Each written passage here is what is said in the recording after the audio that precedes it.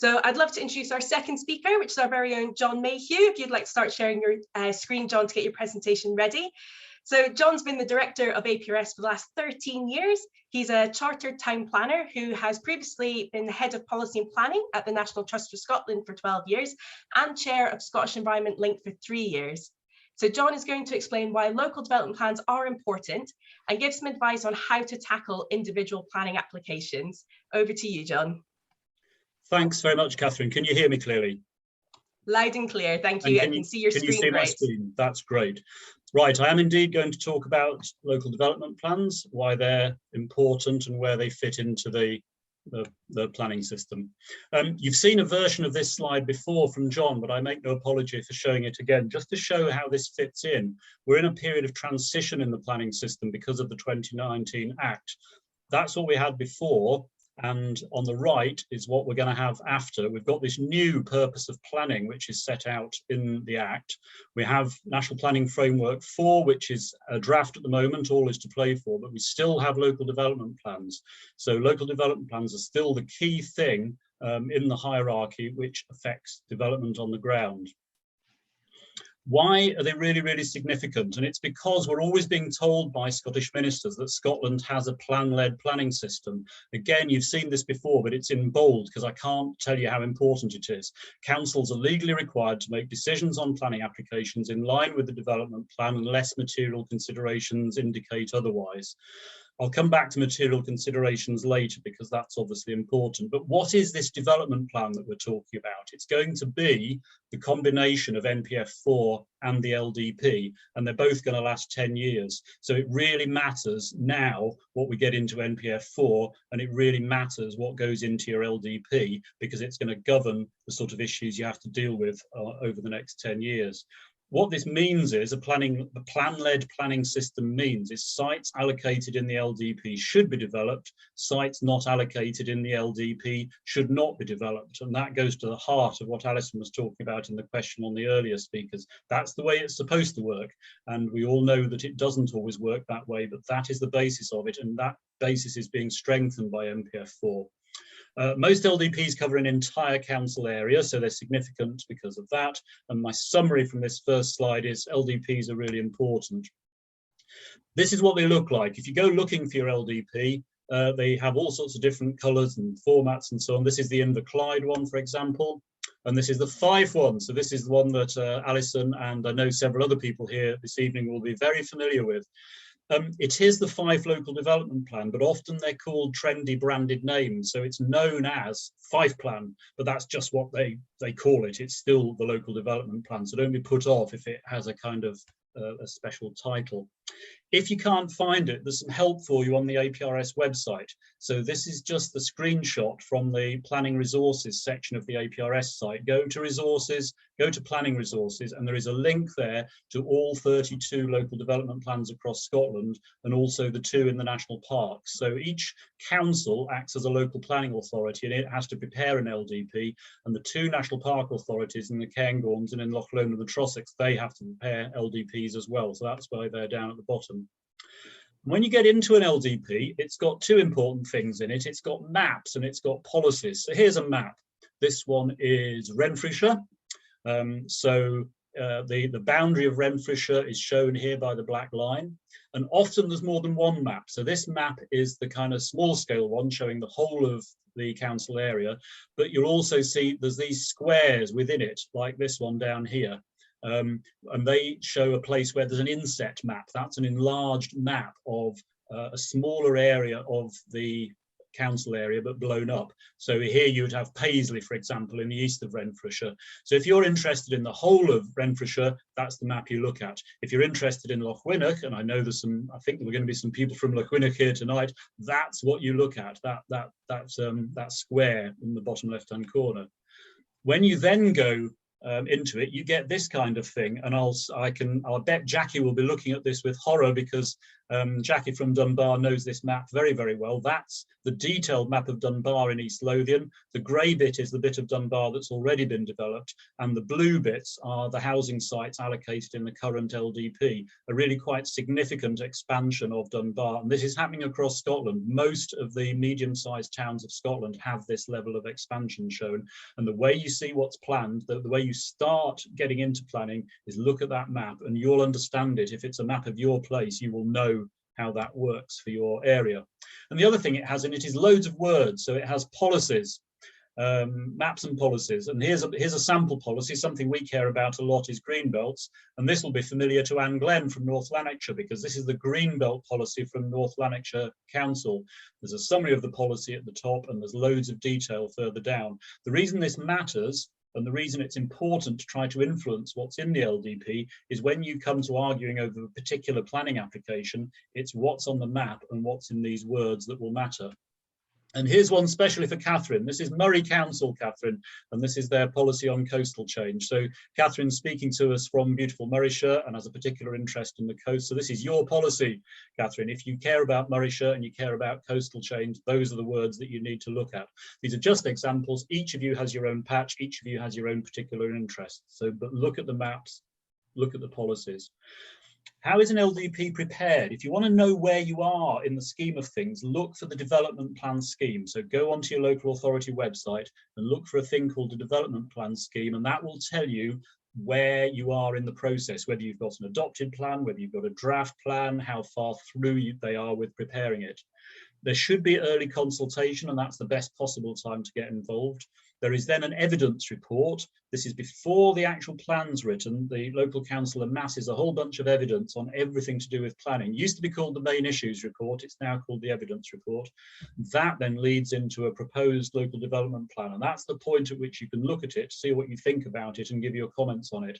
By that time, as many of you will know, it might already be too late and you'll wish you'd got involved earlier at the early consultation. So I would stress, respond every time you consulted, but early consultation is better. After that consultation's happened, the local authority then either submits the plan as it is or it amends it and it sends it off to Scottish ministers. Nearly always there is then an examination. That's like a kind of public inquiry where ministers appoint a reporter to look into the LDP. Very rarely the LDP gets away without that kind of examination. And then finally it goes back to the local authority and they adopt it. And that whole process can take 2 or 3 years.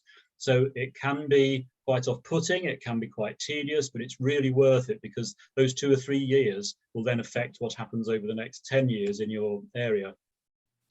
What are some of the issues with LDPs? It's all very web-based. It's all on the internet now. That's an advantage because you can look at it wherever you can. It's also a disadvantage because I personally find it much easier looking at big maps on paper rather than on a small screen. So if you want a paper copy, ask for one. You can often get them in council offices or in libraries. And I think it's quite important you should be able to look at a paper copy of the map as well as the web copy. There's an issue with adopted or draft LDPs. Most places have both. It's the adopted LDP that really matters when making decisions, but in some places there's also the next draft LDPs being prepared. And planning decision makers, whether local authorities or reporters, can give due weight to draft LDPs. And the nearer they are to approval, the further they are through the process, the more weight can be given to them. So that means if a site's not in the adopted LDP, but it is in the draft one, a developer is bound to argue that that's important. And the nearer you get to the LDP being adopted, the stronger that argument becomes, that even though it's not in the LDP, it's going to be in the next one, and therefore it should be given planning permission. That's the argument that you will hear.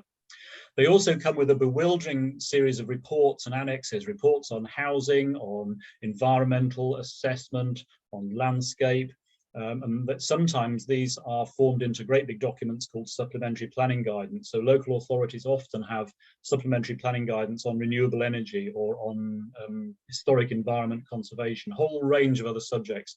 You might find those are useful to look at as well when you're looking at your LDP. And as if all that wasn't confusing enough, there is consultation at the moment on the whole way in which LDPs are being prepared. So this is out at the moment, came out in December. We are in consultation overload at the moment. The Scottish Government is currently consulting on its guidance on local development planning. This is all coming out of the Planning Act in 2019. So if you've got any effort and concentration left, then take a look at that as well. The other thing I wanted to touch on is the thing which I think will probably interest more people, which is how dealing with an actual planning application. And before I go into this, I would say don't always assume that development's bad. This is something APRS has always stressed. There are benefits to development. They can provide homes for local people. They can bring more kids into local schools. They can bring more passengers for public transport. They can boost the trade for local cafes, pubs, restaurants, and that provides jobs for people. They can support local shops and post offices. That provides jobs for people. So there are reasons why your area might benefit from more development in the right place and of the right scale. But there are many problems with development. We've heard of some of them already this evening. It can damage valued local landscapes. We at APRS think landscape's really important, the way people feel about their places.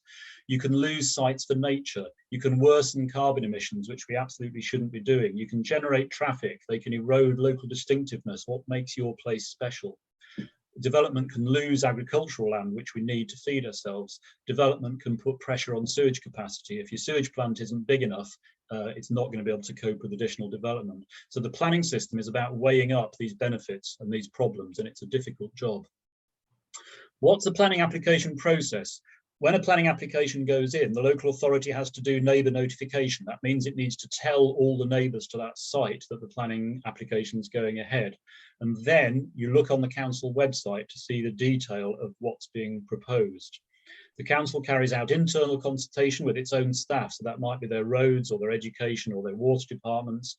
And they also carry out external consultation. That's where you come in, that's where we come in, communities of place or communities of interest like APRS that cares about landscape. Local authorities have things called schemes of delegation, and that is about who makes the decision. For a simple planning application, so if somebody wanted to do a dormer window or they wanted to put a shed in their garden or something, that would often be agreed or refused by officials. The more controversial and the larger the decision, the more likely they are made by planning committees made up of elected local councillors. So most of the controversial applications which those present this evening are dealing with will be made by a planning committee. Be warned that there are a variety of names for planning departments and planning committees. So it might be called the development department, it might be called the infrastructure committee. If it's not obvious from your council website what the planning committee is, then do ask, because it might have been given a more modern name. You may say that's designed to confuse you, but it's just designed to give a better impression as to what the committee is about. The big summary is cultivate your councillors. They really matter. You may not like them, you may not have voted for them, but they are democratically elected and they do end up making the decisions. Scotland has a multi-council award system. That means every one of us has 3 or 4 councillors, and they often come from different parties. So you might find it easier to talk to a councillor whose political views are closer to yours, or you might actually find that one of the councillors you didn't vote for understands the issues that you're talking about better than the ones that you thought you would. Get to know them, go to see them, they really matter. And if you don't like them, elect somebody different in May this year. That's how important they are.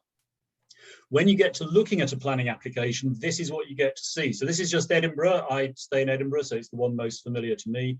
You look for this how to comment on planning applications bit, and you get a box at the bottom to search for it. If you know the application reference, that's the best of all, because you pop that in and up comes the application. If you don't, try the postcode or try the address and you should be able to find it.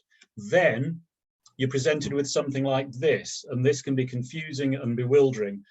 I'm a planner, I've been working in planning for decades. I still find this absolutely overwhelming, trying to get through one of these things to find out the actual information you want. Again, Anne Glenn will be looking at this with a groan, because this is the application for a huge development in her area.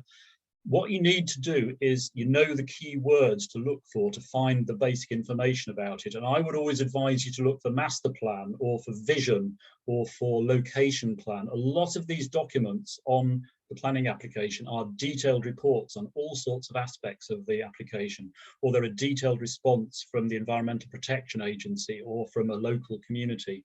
What you want to know is what's being planned and how does it affect me. So try and take a look for master plan. When you get round to submitting comments, assume that you want to. The local authority really like you to do this online. You cannot, though, do it by email, and you can do it by good old-fashioned letter. These are all still valid. So don't be forced to doing an online response if you're more comfortable doing it by email or letter.